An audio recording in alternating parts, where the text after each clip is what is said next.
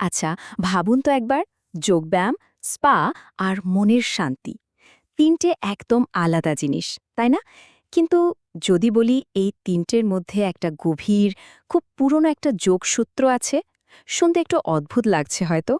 চলুন আজ আমরা একসাথে সেই যোগসূত্রটা খুঁজে বের করি। তো আমাদের এই জার্নিটা শুরু হবে একটা বেশ অদ্ভুত প্রশ্ন দিয়ে। বাথটাবে শরীর এলিয়ে দিয়ে কি যোগা করা সম্ভব? কি শুনতেই কেমন লাগছে না? কিন্তু বিশ্বাস করুন, এই একটা ছোট্ট প্রশ্নই কিন্তু আমাদের আজকের পুরো আলোচনার দরজাটা খুলে দেবে, আর আমাদের সোজা নিয়ে যাবে আজকের ওয়েলনেস দুনিয়া থেকে একেবারে প্রাচীন ইতিহাসের ভেতরে। অবাক হওয়ারই কথা। কিন্তু হ্যাঁ, এটা শুধু সম্ভবই না, বরং এটা আজকালকার দিনে বেশ জনপ্রিয় একটা রিস্টোরেটিভ প্র্যাকটিস। এই যে দেখুন কিছু উদাহরণ, যেমন জেন্টল সাইড স্ট্রেচ বা সিটেড ফরওয়ার্ড ফোল্ড। এই আসনগুলো আসলে তৈরি হয়েছে গরম জলের মধ্যে শরীরকে একটা আলতো আরাম দেওয়ার জন্য। দারুণ না ব্যাপারটা? তো এই যে বাথ বা স্নানের কথাটা এলো, চলুন এই শব্দটা ধরে আমরা একটা ছোট্ট সফর করে আসি। রিক স্টিভসের এই কথাটা কিন্তু খুব সুন্দরভাবে আমাদের ব্যক্তিগত বাথটাব থেকে সোজা নিয়ে যাচ্ছে ইংল্যান্ডের একটা ঐতিহাসিক শহরে। আর শহরটার নাম কি বলুন তো? বাথ। হ্যাঁ, একদম ঠিক শুনেছেন। এমন একটা শহর যা প্রায় ২,০০০ বছর ধরে মানুষকে শুধু আরাম আর আরোগ্যই দিয়ে আসছে। বাথ শহরের ইতিহাসটা একবার দেখুন, কি দারুণ! মানে একেবারে রোমান আমল থেকে শুরু, তারপর মধ্যযুগ পেরিয়ে এমনকি জর্জিয়ান যুগে এটাকে বলা হতো ব্রিটেনের হলিউড। ভাবা যায়? তার মানে এই শহরটা সবসময় ছিল বিশ্রাম আর নিরাময়ের একটা কেন্দ্রবিন্দু। জলের মাধ্যমে যে ভালো থাকা যায়, এই ধারণাটা এখানে তাহলে হাজার হাজার বছরের পুরনো। ব্যাপারটা ভাবলেই অবাক লাগে।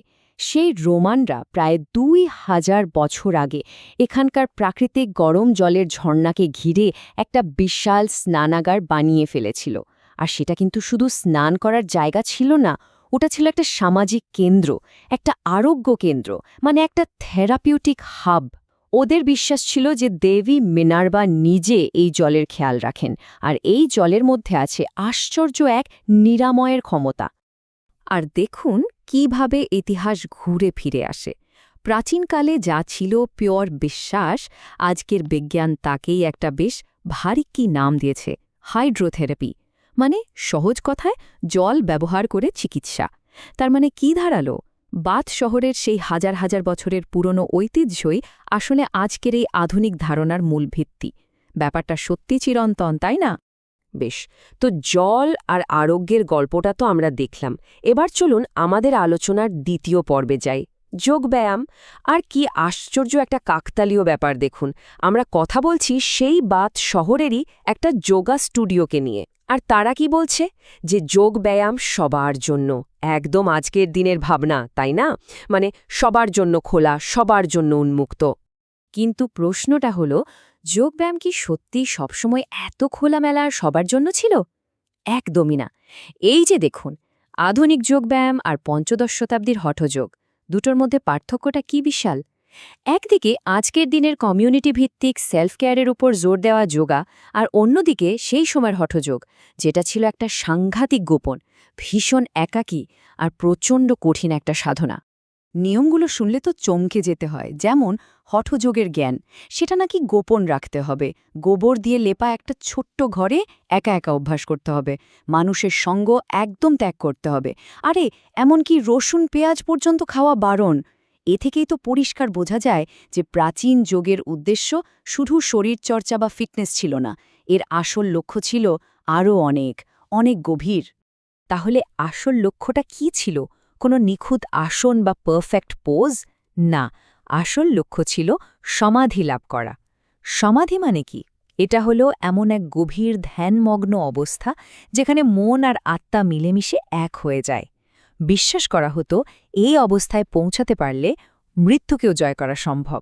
বুঝতেই পারছেন, এটা নিছক কোনো শারীরিক ব্যায়াম না, এটা তার চেয়ে অনেক ঊর্ধ্বে, একটা সম্পূর্ণ জীবন দর্শন। আচ্ছা, তাহলে আমরা জলের বাথ দেখলাম, যোগের কঠিন সাধনার কথাও জানলাম।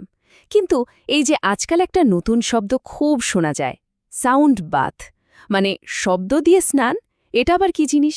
এটা কি একেবারেই নতুন কোনো ট্রেন্ড, নাকি এর শেকড়ও লুকিয়ে আছে সেই প্রাচীন ইতিহাসের মধ্যেই?